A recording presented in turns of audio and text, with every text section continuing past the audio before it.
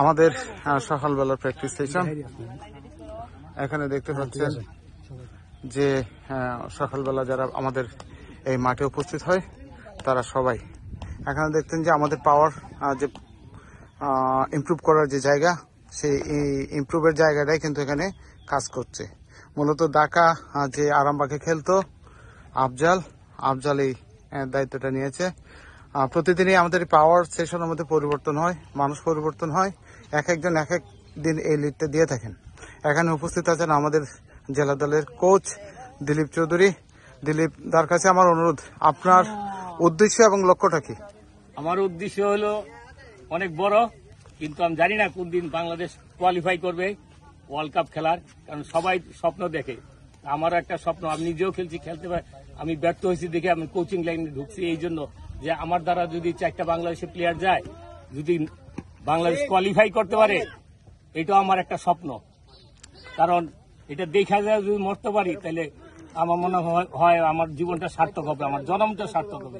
সব দেশে ইথিওপিয়া বিভিন্ন আমাদের যে গরিব দেশ তারা খেলতেছে ওয়ার্ল্ড কাপ, কিন্তু আমার বাংলাদেশ আজ পর্যন্ত এটা কেউ চিন্তা ভাবনা করে না এটা নিয়ে। এই জন্য দুঃখ লাগে আমার, বিশেষ করে যে ফুটবলটাকে আরো তার না, কিন্তু বাচ্চাদের এত উৎসাহ দেখলে মনে হয় যে নিজেকে উৎসর্গ করে দিই আরো। কিন্তু সবাই যদি উপর মহল থেকে যদি খেলাগুলি ভালোভাবে লিগগুলি করা যায়, টুর্নামেন্টগুলি করা যায়, তাইলে মনে হয় আমরা অদূর ভবিষ্যতে আমরা কোয়ালিফাই করতে পারবো ওয়ার্ল্ড কাপে। দাদার কাছে আমার দ্বিতীয় প্রশ্ন, আপনি হবিগঞ্জ নিয়ে কি চিন্তা ভাবনা করতেছেন?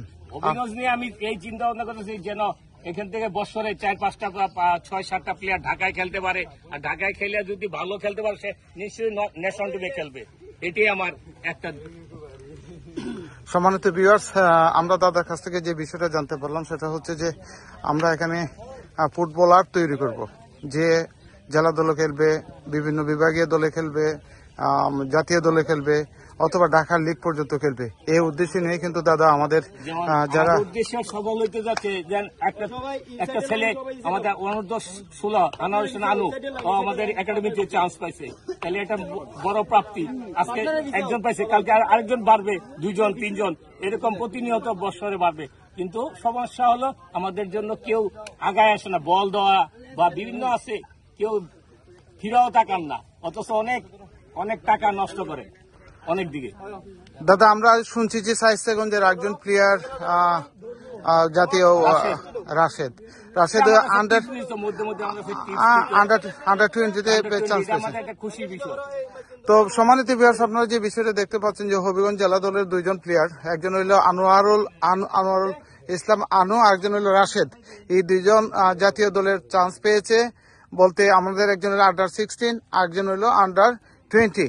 তো সম্মানিত ভিউয়ার্স, আমাদের যে বিষয়টা সেটা হচ্ছে যে আমরা যদি হবিগঞ্জ থেকে যে ন্যাশনালে যদি 2জন প্লেয়ার পাঠাতে পারি, তাহলে আমাদের এই চেষ্টাটা যদি আমরা অব্যাহত রাখি, তাহলে আমরা বিশ্বাস করি যে আগামীতেও আমরা এখান থেকে অনেক প্লেয়ার ন্যাশনালে যাবে।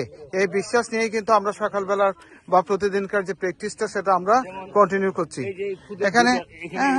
এখানে দেখছেন যে 2জন প্লেয়ার, এই যে তানিম, তারপর এদেরকে আমি এখন যা শিখিয়ে দিব তাই ধরে রাখার মতন এবিলিটি তাদের আছে। এই যে রনি, খেলা উচিত। হ্যাঁ, আমাদের এই বয়স, এই ছোট ছোট বাচ্চারাও কিন্তু এখানে আসছে খেলার জন্য।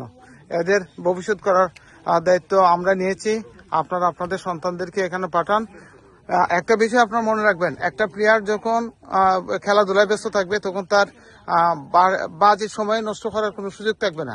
সে সবসময় একটা চিন্তা ভাবনা নিয়ে থাকবে, খেলাধুলা আর লেখাপড়া। ধন্যবাদ সবাইকে।